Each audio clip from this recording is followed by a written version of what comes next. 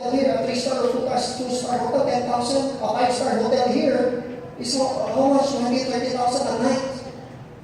In the Philippines, the 10,000 you will stay in a 5-star hotel, that's 10,000 pesos only. But here in Korea is different.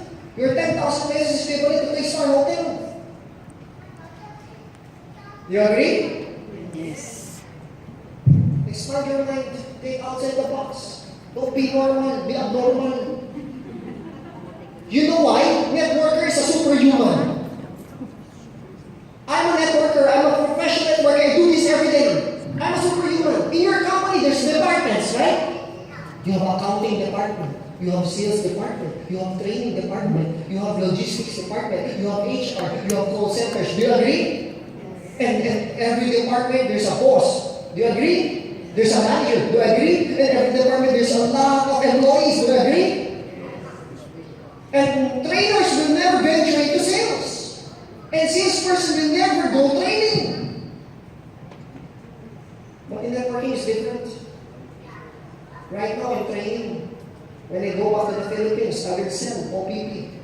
You are attending training right now. Later in Facebook, you will sell OPP. Even the marketing, you will do it for yourself. You will create your own posters. You will create your own posts. You will create your own way of strategy of marketing. Especially online. Even HR, when your daughter has a problem with his or her lover, apply, I cannot have my how, I cannot work. Why? Because my heart is aching. My husband left me. Oh, as an apply, what will you do? It's okay, I'm here for you. Even that, you need to do that.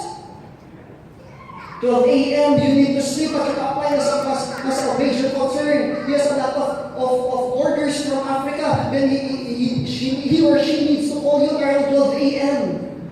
So you're a trainer, you're HR, you're sales, and you're a call center too.